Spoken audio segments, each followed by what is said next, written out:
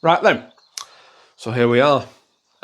This has been a rough couple of weeks for me and the family, made worse by the fact that my motorcycle was stolen earlier this month, which has been horrific. So, if you want the full details about what's happening to the layout and the channel, and with me and the future of Iron Horse Railways, then keep watching, folks.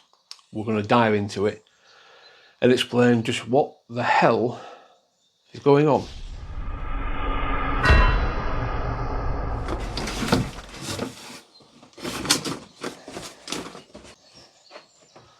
So, a couple of months ago, we were told by our landlord that they want to sell the property which we currently rent. And that means that this layout, because of how it's been built and designed, is going to have to be essentially destroyed and taken down.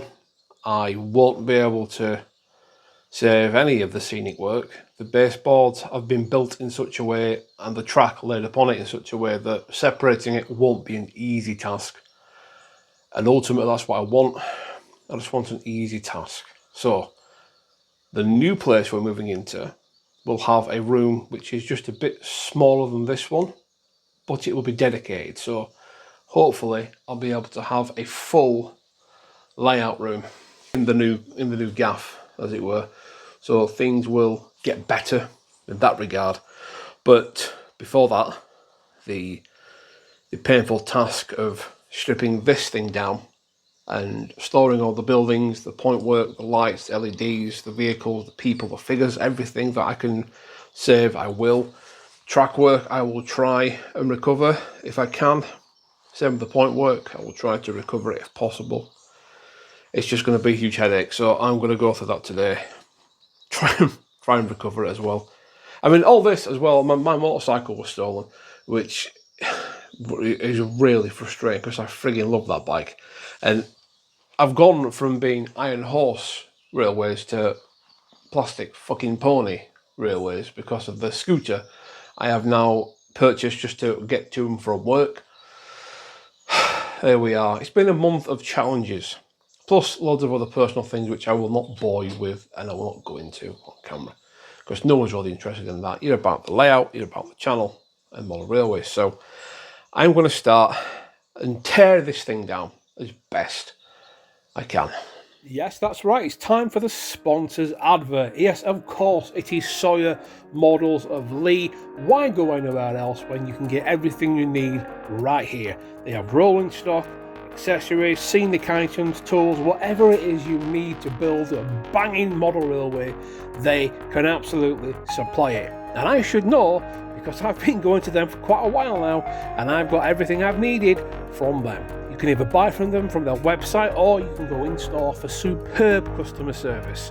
Remember guys, visiting Sawyer Models really does help me out, so if you can, please do so and do your part to keep helping support small, local, independent model railway stores. We need them now more than ever.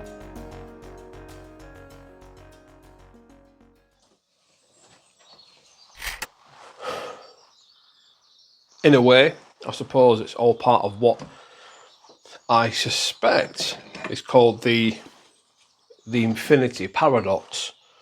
That's what I'm going to call it anyway. When I say infinity paradox, I refer to the fact that we know as humans that nothing is permanent, nothing lasts forever. Despite the fact that we know that nothing lasts forever, we continually kid ourselves that it somehow will, and it doesn't apply to us. Hence the paradox.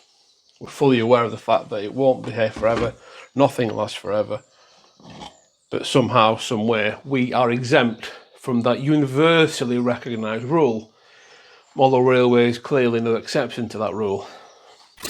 Now, I'm just loosely packing them in this box because I'm going to layer it with bubble wrap and things. So, I'm not too concerned about the bigger buildings, they'll be okay.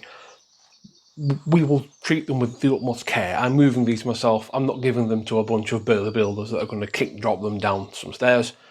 moving ourselves, and we're not moving too far either, so the chance of damage in transit is quite low. So I'm just trying to get what I can off the layout, for now, anyway.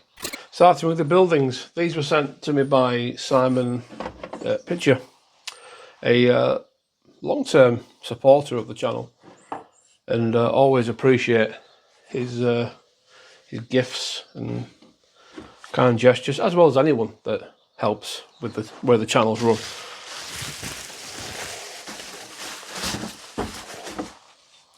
It's always nice to receive things from people. Yeah. See, if I was sensible, I'd go under the layout and unplug that, but I'm not, and I shan't. So I'm just going to cut the wire and put it in the box. C'est la vie. There we are, the gents, where you can go for a bit of cottaging. They're going in there as well. All the little people, I'm going to just save them till last and put them in their own little thing. Small vehicles like the crane and the scarab and diggers and what have you, they're going to go in their own separate little boxes and containers. I think that's the best way. So with this layout on its way out, if you will, what's next? You know as well as I do that we always look towards the future.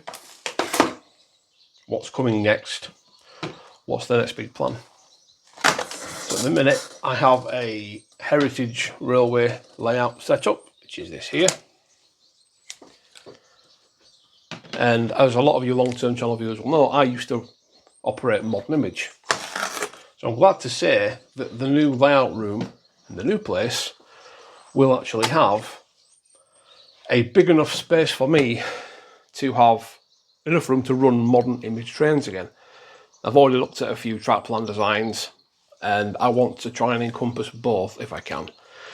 Trying to find a way to have a quote-unquote Modern Image main line in a continuous run with a couple of sidings for shunting, like aggregate trains, engineering works mostly, not really bothered about passenger workings.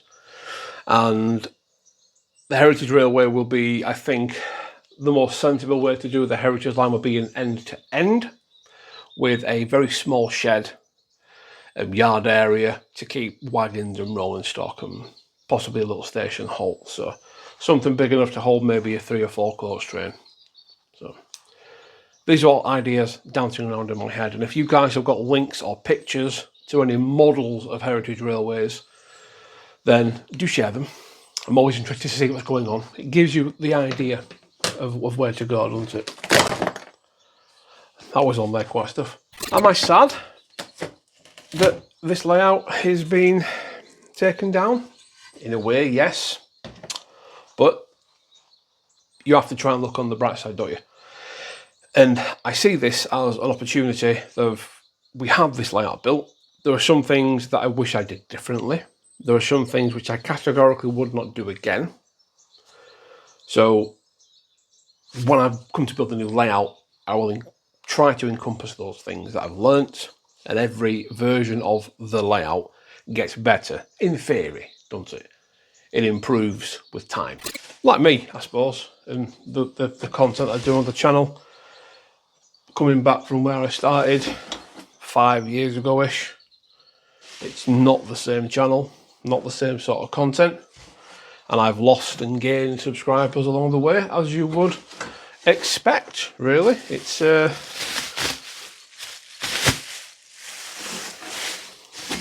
think it's important not to take it personally when people unsubscribe. I mean, okay, it's kind of hard not to. Ultimately, it's you they're coming to watch, and if they're unsubscribing, they're saying, I don't want to watch you anymore.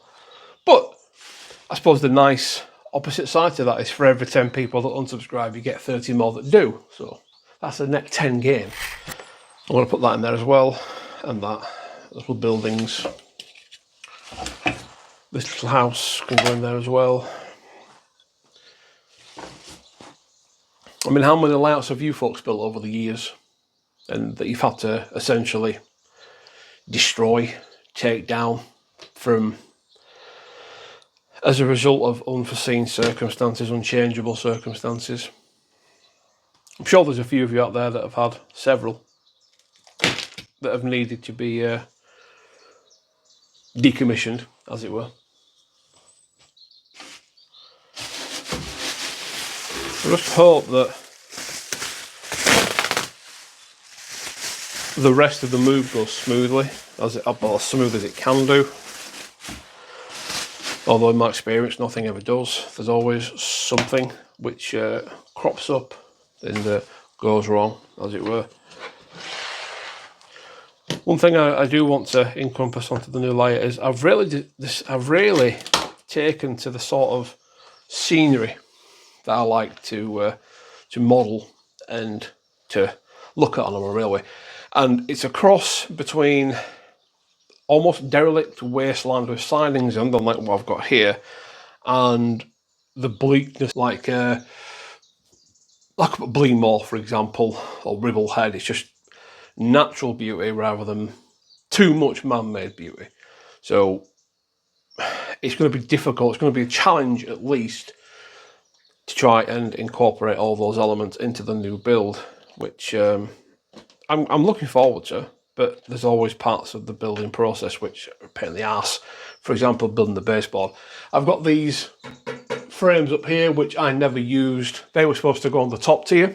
If you remember, we were supposed to have that whole double helix thing, but it never worked. I have checked, by the way, there is not room in the new place for a helix. That would have been great because I could have had an upper and actually, what is the minimum radius for a helix? A sensible one. Is it third or fourth radius? If it's third radius, and it would be a single line, I might be able to put a helix in there, possibly. I'll have to see.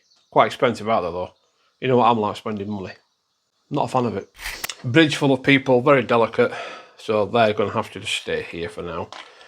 Vehicles can go in a vehicle box a bit later on, which I will acquire another time. These are all Model U figures, and when people say to you, oh, £8 a figure is expensive, but it's really not, because the quality is fantastic.